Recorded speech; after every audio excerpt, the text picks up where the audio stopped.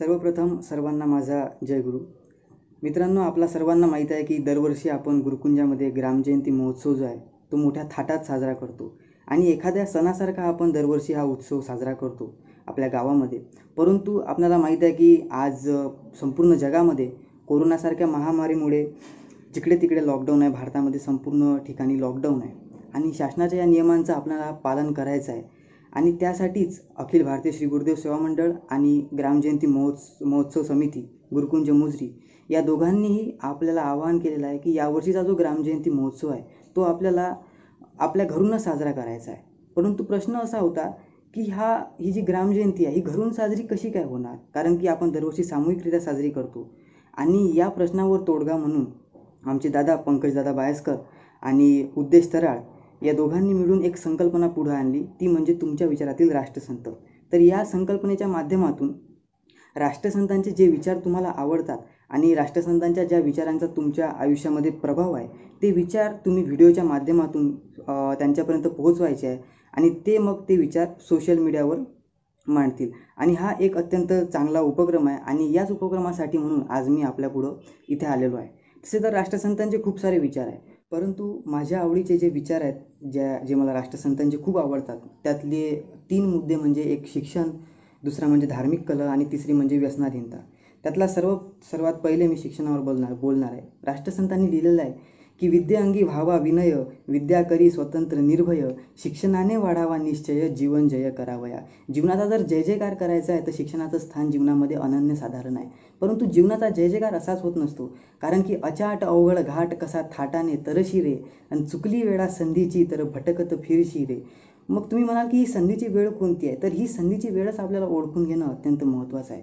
जर माझा विचार जर ऐकला तर मला वाटते की 16व्या वर्षापासून ते वयाच्या 25व्या वर्षापर्यंतचा जो कालावधी आहे, हा 9 वर्षाचा जो कालावधी आहे, ही माणसाच्या जीवनातली संधीची वेळ आहे आणि ही वेळ माणसाला वापरून घेणं अत्यंत महत्त्वाचं आहे. या वेळेमध्ये माणसाने नियमितपणे मेहनत घेतली पाहिजे. एखाद्या ज्वलंत सूर्यासारखा आपल्या ध्येयासाठी धडपडत राहिलं पाहिजे. जेवढा जास्त चांगल्या मार्गाने जितका जास्त पैसा कमावता येईल तो पैसा कमावला पाहिजे, परंतु धनसंग्रह करण्यासाठी नाही, तर या पैशातून दुसऱ्या लोकांची मदत कशी करता येईल यासाठी पैशाची कमाई केली पाहिजे आणि ते पण चांगल्या मार्गाने, वाईट मार्गाने नको. म्हणून मित्रांनो, जीवनाच्या या काळामध्ये तुम्ही स्वतःसाठी झटा, स्वतःच्या आयुष्यासाठी झटा, स्वतःच्या आईवडिलांसाठी झटा. कारण की राष्ट्रसंतांनी म्हटलं आहे की ही जर वेळ व्यर्थ घातली ना, राष्ट्रसंतांनी म्हटलं आहे की तुकड्या म्हणे ही वेळा साधूनी घे फुकाची, अनमोल जन्म जाता मग मार त्या यमाचे. हा राष्ट्रसंतांनी संदेश दिलेला आहे. परंतु मी आजकालची युवा पिढी पाहतो, राजकारणी पुढाऱ्यांच्या मागं पुढं फिरत राहतात. इलेक्शनच्या काळामध्ये अत्यंत तळमळीने हे जे युवा वर्गातील जे लोक आहेत, हे युवक आहेत, हे राजकारण्यांचा अत्यंत तळमळीने प्रचार करतात. मित्रांनो, ही सगळी हवा आहे. ही हवा इकडून येणार आणि तिकडे निघून जाणार. कारण की मित्रांनो, जवळजवळ सगळे राजकारणी, याला अपवाद असतील बरेचसे, परंतु जवळजवळ सगळे राजकारणी स्वतःची पोळी शेकून घेण्यासाठी बसलेले आहे. राष्ट्रसंतांनी म्हटलं आहे की सब मतलब के साथी प्यारे, कोण किसी के नाती रे. म्हणून तुम्हाला स्वतःचं जीवन स्वतःच्या स्वाभिमानानं जगायचं आहे. तुम्ही स्वतःचं जीवन त्या राजकारणी लोकांच्या हाती देऊ नका. तुम्ही स्वतःचं जीवन स्वतः तयार करा, स्वतःच्या संघर्षातून तयार करा. आणि मित्रांनो, विश्वास ठेवा, तुमची परिस्थिती किती हालाकीची जरी असेल ना तरी फरक पडत नाही. कारण की राष्ट्रसंतांनी सांगून ठेवलं आहे की कर्म करण्याची स्वतंत्रता ही जीवाहाती महान सत्ता आणि आपुल्या दैवाचा विधाता आपणची. राष्ट्रसंतांनी सांगितलं आहे की असो निसर्ग अथवा योग, असो प्रारब्धाचाही भोग, उत्तम प्रयत्ने त्यांचाही ओघ वळविता येईल. आणि म्हणून मित्रांनो, हे जे वय आहे ना, हे इतरांच्या मागं पुढं फिरण्यासाठी न घालवता स्वतःसाठी वापरा, स्वतःच्या उन्नतीसाठी वापरा. कारण की राष्ट्रसंतांनी सांगितलं आहे की सत्ता की ना आयु बडी और सेवा की ध्वज सदा खडी. आणि दुसऱ्या बाजूला मी पाहिलेलं आहे की जे उच्च शिक्षित लोक आहेत, सगळेच नाहीत पण जे काही उच्च शिक्षित लोक आहेत ते अकलेचे तारे तोडतात. ते धर्मावर टीका करतील, देवावर टीका करतील. मला नेहमी प्रश्न पडतो की हे इतके उच्च शिक्षित लोक आहेत, समजदार आहेत, पण तरी अशा गोष्टी का करतात.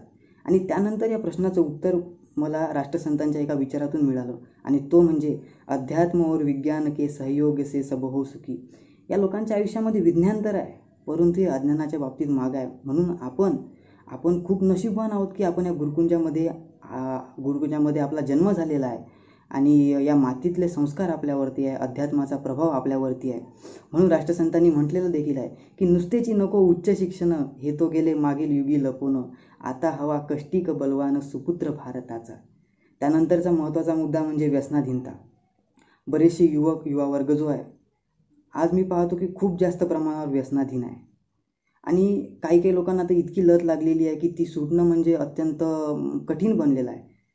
मी समजू शकतो की आता हे खूप कठीण आहे त्यांना या सर्व गोष्टींमधून बाहेर काढणं, परंतु त्या लोकांनी कमीत कमी इतकं तरी करायला हवं की जो नवीन युवा वर्ग तयार होतोय त्यांना या गोष्टीपासून त्यांनी दूर ठेवायला हवं. त्यांना या गोष्टीची सवय त्यांनी न होईल असा प्रयत्न नेहमी केला पाहिजे. आणि या गोष्टीचा विचार राष्ट्रसंतांनी त्या काळात करून ठेवला आणि लिहून ठेवलं की शराब गांजा पीकर किसने जीवन सफल बनाया, खाक किया है तन को धन को आखिर दुर्गति पाया, लाखों का बिगड़ा काम उतर गए यमराजा के धाम, व्यसन को छोड़ दे सारे. ही आर्त हाक राष्ट्रसंतांनी त्या काळात लोकांना केलेली आहे आणि हे आपल्याला समजायला पाहिजे आणि ह्या गोष्टी आपण जीवनामध्ये अंगीकार करायला पाहिजे असं मला वाटतंय. आणि याची जी खरी सुरुवात आहे ना, ही सुरुवात होते शिक्षकांपासून.